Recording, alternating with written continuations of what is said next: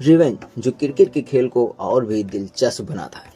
और क्रिकेट तो देखने में मजा आता ही है, लेकिन जब रिवेंज की बात आती है तो ये क्रिकेट का खेल और भी दिलचस्प हो जाता है।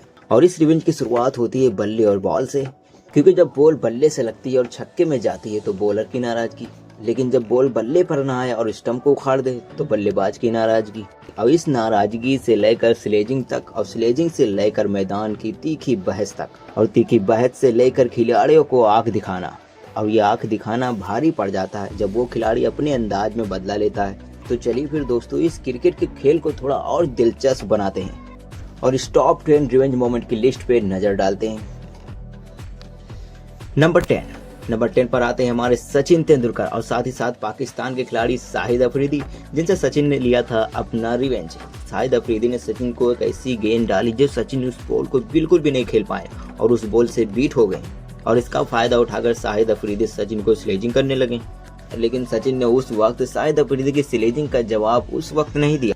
लेकिन अगली ही गेंद पर शाहिद अफरीदी को उनका जवाब मिल गया और सचिन तेंदुलकर ने शाहिद अफरीदी की बॉल पर एक गगनचुंबी छक्का लगाया और शाहिद अफरीदी आसमान देखते रह गए और सचिन ने अपना बदला अपने ही अंदाज में लिया।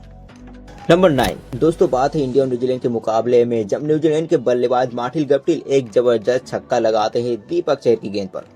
और छक्का लगाने के बाद मार्टिन गप्टिल बॉल को नहीं देख रहे थे बल्कि दीपक चहर को घूर रहे थे। अब इसे तो नो लुक शॉट कहते हैं, क्योंकि वो गेंद को नहीं देख रहे थे, हालांकि दीपक चहर को देख रहे थे। तब ये बात दीपक चहर को अच्छी नहीं लगी। लेकिन जब फिर अगली बॉल दीपक चहर डालते हैं और फिर से गप्टिल वही शॉट मारने की फिराक में थे और इस बार बॉल बाउंड्री के बाहर नहीं गई बल्कि गप्टिल कैच आउट हो गए। और यहाँ पर भी ऐसा मैटर हुआ कि दीपक चहर कैच को नहीं देख रहे थे बल्कि गप्टिल को ही घूर रहे थे और वहीं पर दीपक चहर ने अपना हिसाब पूरा कर लिया।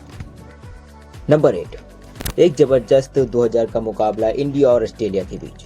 सचिन तेंदुलकर और मैकग्रा की एक जबरदस्त रिवेंज। जब सचिन बैटिंग कर रहे होते हैं तो मैकग्रा एक गेंद डालते हैं और सचिन उससे बीट हो जाते हैं। तभी मैकग्रा हंसने लगते हैं और सचिन के हाथ में चोट भी लग जाती है, लेकिन कुछ देर बाद सचिन वापसी करते हैं। लेकिन मैकग्रा को एक बात पता था कि नहीं, मुझे नहीं पता, लेकिन मुझे जरूर पता था कि वो कितने गेंदबाजों को धोते हैं। और यही हाल मैकग्रा का होने वाला था और चोट के बावजूद भी सचिन की वापसी होती और अच्छी खासी पिटाई हो जाती मैकग्रा की गेंद की। तो सचिन का ये दे दनादन रिवेंज हुआ पास्ट। नंबर 7 दोस्तों, उस दौर की बात करें जब हमारे भज्जी पाजी क्रिकेट टीम का हिस्सा हुआ करते थे, तब इनसे भी कई खिलाड़ियों से नोकझोंक देखने को मिली थी। जैसे एक बार इंडिया और पाकिस्तान के मुकाबले में हरभजन पाजी और शोएब अख्तर के बीच नोकझोंक हुई थी। 49 ओवर की आखिरी गेंद पर हरभजन सिंह और शोएब अख्तर से जब कुछ नोकझोंक हुई थी, जब हरभजन सिंह शोएब अख्तर की बॉल को खेल नहीं पाते हैं और उसके बाद शोएब अख्तर हरभजन सिंह को कुछ कह देते हैं, जिससे हरभजन सिंह थोड़ा अग्रेसिव दिखाई देते हैं। और शोएब अख्तर का ये वाला बिहेवियर हरभजन सिंह को बिल्कुल भी पसंद नहीं आया। और जब 50वें ओवर में रैना आउट हो जाते तब इंडिया को 2 गेंदों पर 3 रन की जरूरत थी और हरभजन सिंह ने उस लास्ट की दूसरी बॉल पे एक जबरदस्त छक्का लगाया और इंडिया ये वाला जबरदस्त मुकाबला जीत जाती है। और शोएब अख्तर का भी जवाब इस मैच को जीत कर दिया और मैच को जीतने के बाद भज्जी पाजी का अग्रेसन देखने लायक था।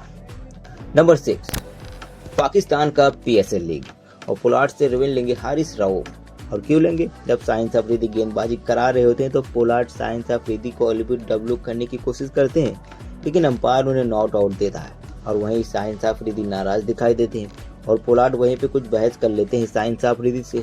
और इन दोनों खिलाड़ियों के बहस में हारिस रऊफ का इशारा आता है कि इससे मैं आउट करूंगा, लेकिन पोलार्ड भी रुकने वाले नहीं थे और 3 छक्के अफरीदी के ओवर में लगा देते हैं। लेकिन जब हारिस रऊफ का ओवर आया तो हारिस रऊफ ने कहा था कि इन्हें मैं आउट करूंगा और आते ही पोलार्ड की इनिंग को समाप्त कर देते हैं और पोलार्ड के पीछे के स्टंप उखाड़ के रख देते हैं।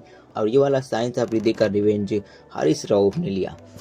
नंबर 5 IPL 2019 और इस IPL में विराट और अश्विन की ऐसी अनबन देखने को मिली कि ये बात रिवेंज तक पहुंच गई। और ये तब हुआ था जब कोहली बैटिंग कर रहे होते हैं और तब उसी दौरान कोहली आउट हो जाते हैं और अश्विन की खुशी का अंदाज कुछ इस तरह था जैसे अश्विन उन्हें कुछ कह रहे हो और विराट कोहली ने उनके रिएक्शन को देखा और जवाब भी दिया। लेकिन कोहली का असली जवाब यहाँ पर आया जब फिर से RCB और पंजाब के दूसरे मैच में जब अश्विन बैटिंग कर रहे होते हैं और रविचंद्र अश्विन एक शॉट मारने के चक्कर में गेंद कोहली के हाथ में जाके गिरती है और अश्विन आउट हो जाते हैं। फिर विराट का भी रिएक्शन कुछ इस तरह था। अब मुझे नहीं पता कि विराट कोहली क्या कह रहे थे, लेकिन विराट कोहली शायद कह रहे थे, कहाँ हम हैं यहाँ। नंबर 4 वेस्ट इंडीज का गेंदबाज था टीनो बेस्ट। अच्छी खासी गेंदबाजी भी कराते थे, लेकिन एक बार ऐसा हुआ कि वो धोनी को स्लेजिंग करने लगे, और इसलिए स्लेजिंग करने लगे क्योंकि धोनी ने उन्हें एक फाइन लेग पर एक फ्लिक शॉट लगाया था। अब शायद उसने कभी ऐसा शॉट खाया नहीं था, लेकिन फिर से धोनी ने उसी शॉट को ट्राई किया, लेकिन ये गेंद फील्डर के पास चली गई। तो टीनो बेस्ट ने धोनी को स्लेजिंग करना शुरू कर दिया, तो इसका जवाब भी धोनी के पास था। और जब टीनो बेस्ट का ओवर समाप्त हुआ तो महेंद्र सिंह धोनी ने दूसरे बॉलर को धो डाला और टीनो बेस्ट को धोनी से पंगा लेना पड़ गया भारी। नंबर 3, पीएसएल पाकिस्तान का लीग, जिसमें बेन कटिंग और सुहेल तनवीर के बीच हुई एक रिवेंज बैटल।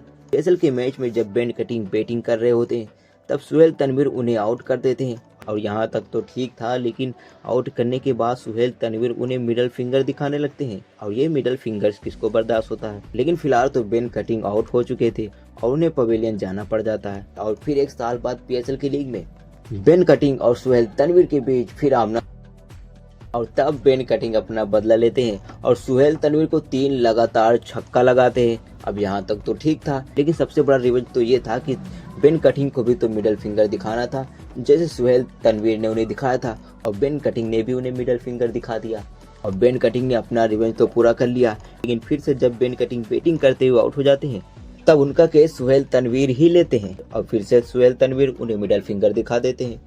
तो क्या फिर से बेन कटिंग इसका रिवेंज लेंगे? तो इसका पता आने वाले समय में चल जाएगा। नंबर 2, इंडिया टीम के क्रिकेटर मोहम्मद सिराज, जिनका गुस्सा कभी कभी देखने को मिल जाता है। जैसे एक बार बांग्लादेश इंडिया के टेस्ट मुकाबले में जब लिटन दास बैटिंग कर रहे होते हैं तब सिराज एक बॉल डालते हैं और लिटन दास उसे सेव कर लेते हैं, और उसके बाद सिराज लिटन दास से कुछ कहते हुए दिखाई देते हैं।